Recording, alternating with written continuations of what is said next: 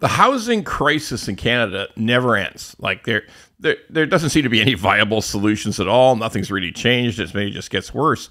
So who's at fault? Everybody loves to blame the federal government, the federal Liberal government in Ottawa. It's the favorite whipping people. We're mad at them. I mean, hey, look, they're easy to be. It can be easy to be mad at those guys some days. And here's one fundamental issue. If you've got the fastest growing population due to immigration, like I think it's the third fastest growing population on planet Earth in Canada. Like I think Syria might be growing faster because they got huge fertility rates there. They have like lots of kids, and maybe a few other smaller countries in Africa and the Middle East might have similar growth, but there's no country. We're up there. We're top 5 in population growth. So you have to understand that's all immigration. We have a low birth rate in Canada. But hey, it's real. And that's something the federal government in Ottawa has control over, okay?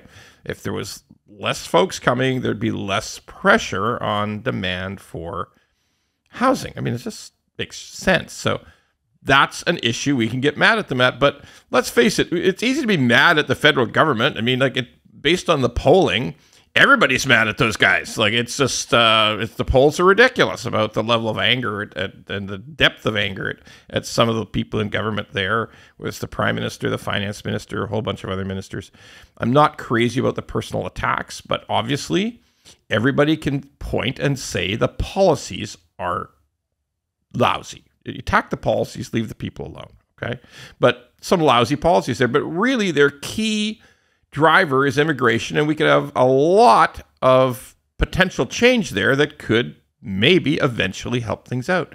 But who's really got the cards to play in the housing crisis? The truth is, it's provinces and municipalities. I mean, if we're talking about building more houses and making houses easier to build and therefore making them cheaper to build, that's all about municipalities and provinces. It's not about the federal government. The federal government doesn't particularly control the land. So what are they doing? Who's doing a good job? Who's doing a crap job? Who should we blame in the provincial governments? And should we blame the cities? Okay, like, this is the key. If you understand how legislation works, the province has a lot of control over the municipalities. A few years ago, they just plain turned 5 cities in the GTA into one. They just amalgamated a whole bunch of little cities into one big Toronto. They can do a lot. They got a lot of power. The province has a lot of power. But do they use it?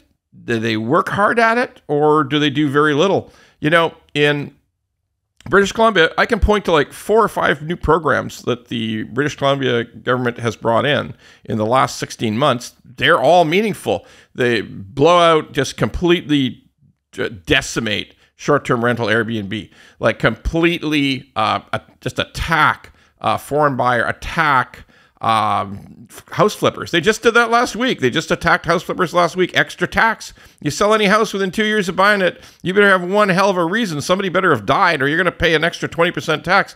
Like, I'm serious. Many, many rules. Many new rules, many new initiatives. We just don't see it in Ontario. We just don't see it. We had the big initiative on the Green Belt. We're gonna open up the Green Belt, build a bunch of houses, and nope, I give up. I'm in trouble. Something went wrong with my friends, got too much support, and I'm in trouble. So we just reverse it, forget it, change it all back.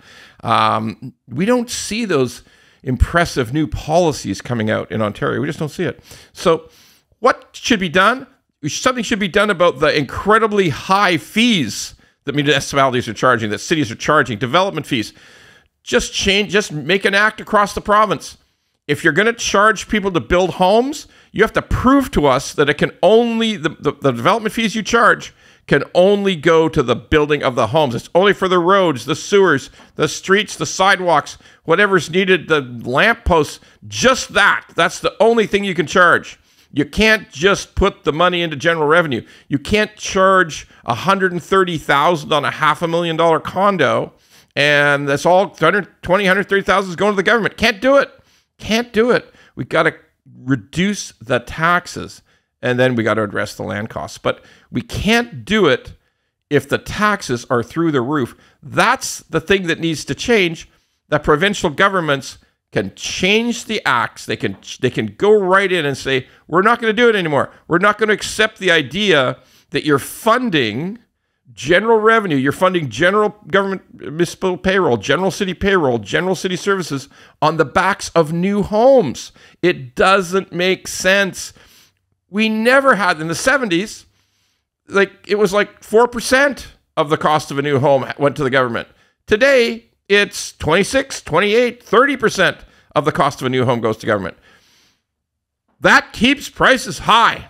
So we just have to dig in. We have to just address these facts. We have to, on a provincial government level, and they all want to hold on to their jobs. We've got to make it our mission to tell them, you have to address the amount of costs that are associated with building a new condo unit, building a new home, building a new townhouse in Ontario. We have to do it. If we don't do it, we're just going to be sorry.